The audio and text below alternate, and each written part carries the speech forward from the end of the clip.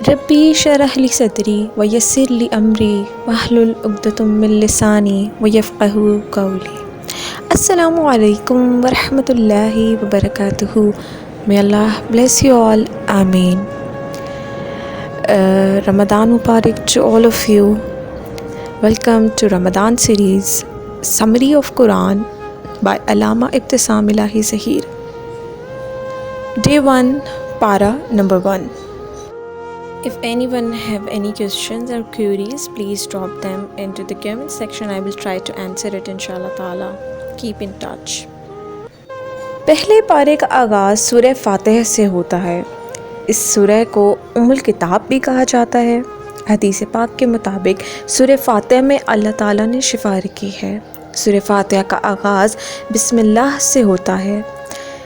بسم اللہ اس بات کی علامت ہے اور اظہار بھی ہے کہ ہم ہر کام کا آغاز اللہ کے نام کے ساتھ کرتے ہیں جو نہایت مہربان اور بہت رحم فرمانے والا ہے۔ بسم اللہ کے بعد سورہ فاتحہ میں اللہ کی حمد و ثنا کا بیان ہے کہ تمام تعریفیں رب العالمین کے لیے ہیں جو بہت رحمان و رحیم ہے۔ اس کے بعد اس بات کا ذکر بھی کیا گیا ہے کہ اللہ تعالیٰ یوم جزا کا مالک ہے۔ یوم جزا کیا ہے؟ یوم جزا ایک ایسا دن ہے جس میں جزا اور سزا کا حقیقی اور صحیح فیصلہ ہوگا۔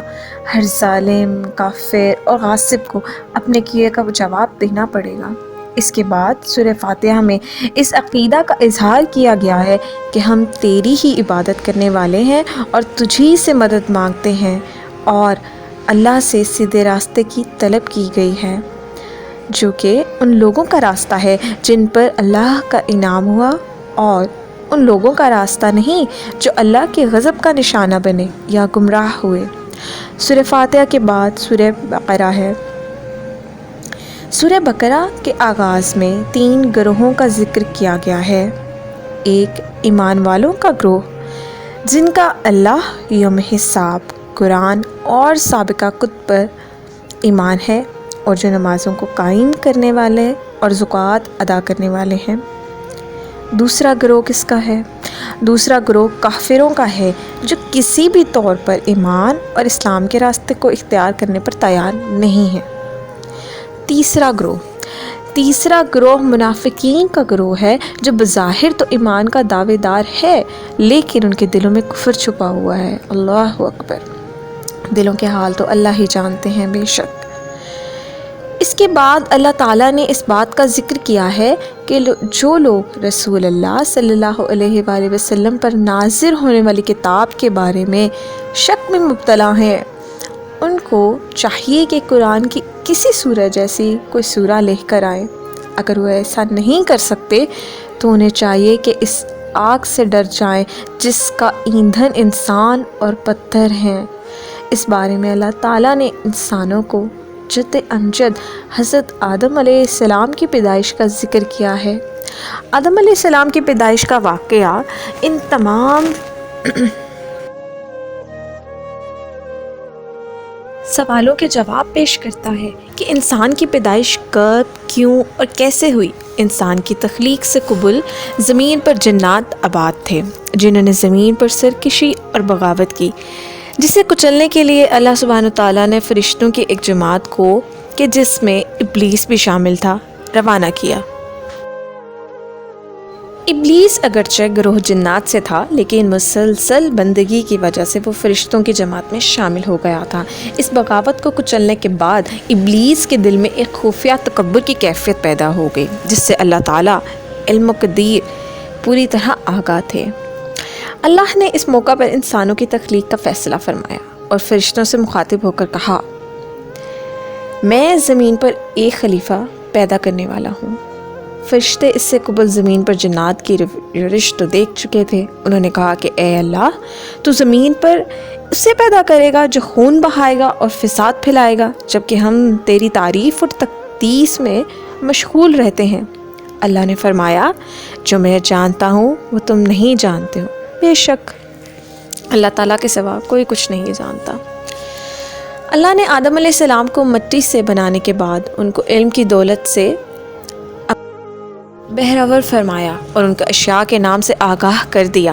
اس کے بعد فرشتوں اور آدمی کو جمع کر کے بعض اشیاء کے ناموں کے بارے میں ان سے سوالات کیے۔ چونکہ فرشتے ان اشیاء سے بے خبر تھے، اس لیے انہوں نے اللہ کی پاکیزگی کا اظہار فرمایا۔ اللہ نے آدم علیہ السلام کو ان اشیاء کے نام بتلائے اور ان کا حکم دیا کہ انہیں بتلایا جائے، تو انہوں نے ان اشیاء کے نام فوراً بتلا دیے۔ اللہ نے فرشتوں کو مخاطب ہو کر فرمایا کہ کیا میں نہیں تم کو کہتا تھا کہ میں زمین و آسمان کی پوشیدہ باتوں کو جانتا ہوں؟ جب آدم علیہ السلام کی فضیلت ظاہر ہو گئی تو اللہ نے فرشتوں کو حکم دیا کہ وہ آدم علیہ السلام کے سامنے جھک جائیں۔ فرشتوں میں چونکہ سرکشی نہیں ہوتی، اس لیے تمام فرشتے حضرت آدم علیہ السلام کے سامنے جھک گئے۔ تاہم ابلیس نے آدم علیہ السلام کی فضیلت کو تسلیم کرنے سے انکار کر دیا۔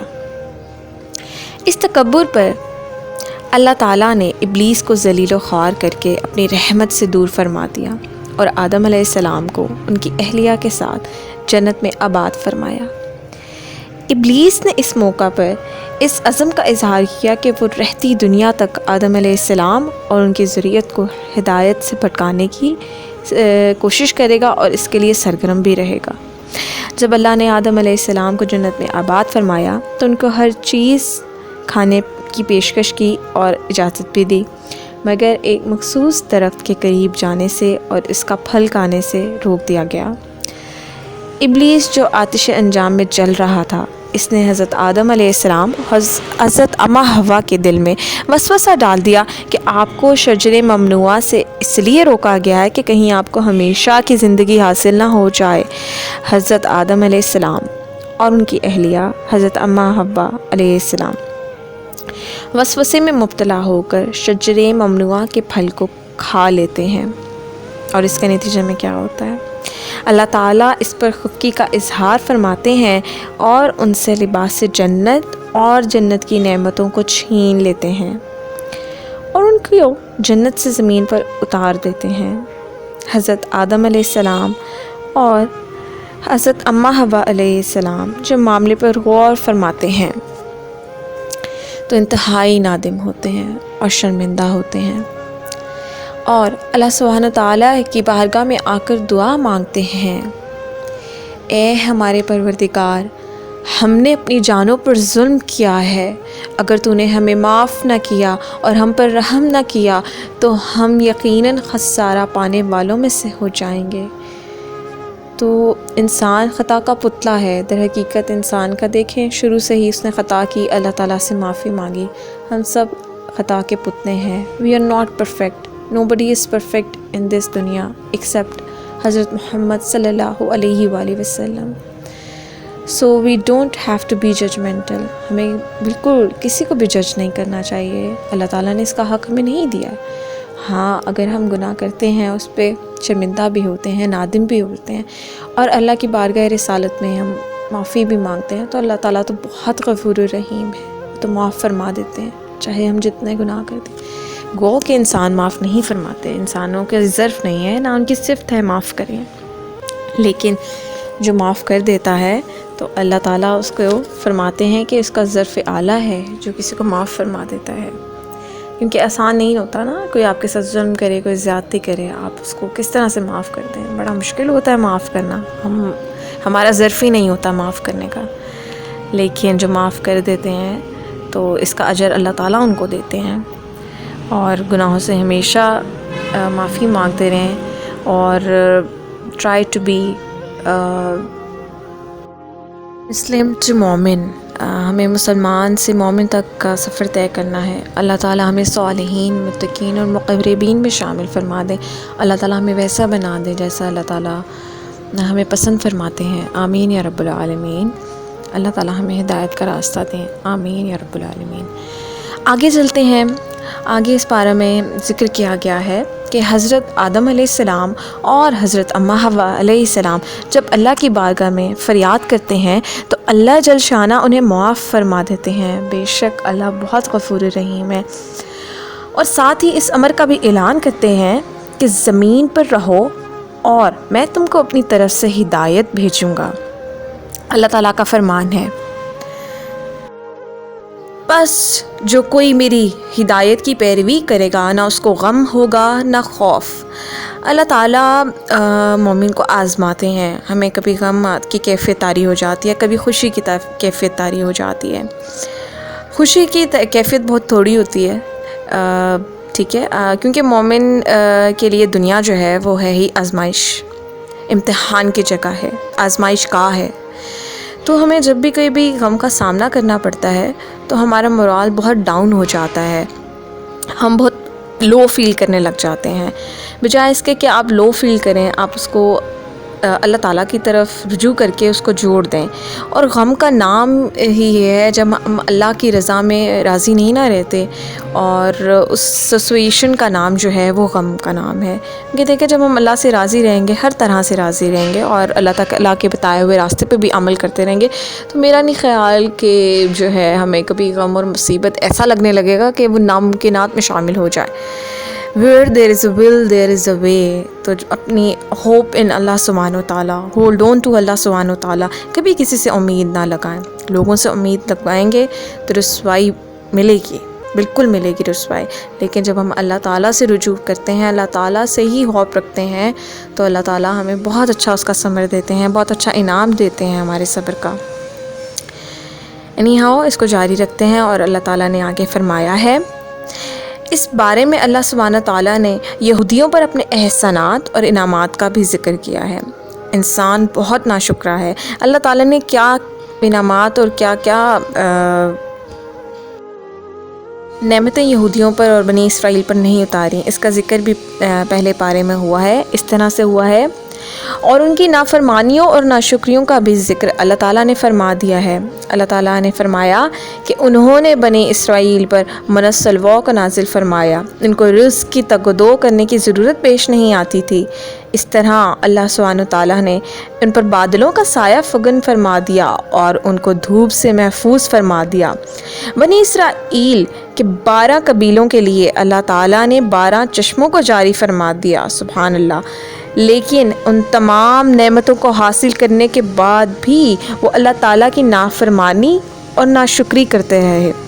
اس بارے میں اللہ سبحانہ تعالیٰ نے حضرت ابراہیم علیہ واقعہ کا بھی ذکر فرمایا ہے کہ انہوں نے اپنے بیٹے حضرت اسماعیل علیہ السلام کے ہمراہ اللہ کی بندگی کے لیے اللہ کا گھر تعمیر فرمایا، خانہ کعبہ، جہاں پر ہم طواف کرتے ہیں، عمرہ کرتے ہیں، حج کے لیے جاتے ہیں۔ اللہ تعالیٰ ہم سب کو حج و عمرہ کے سعادت نصیب فرمائے، آمین یا رب العالمین۔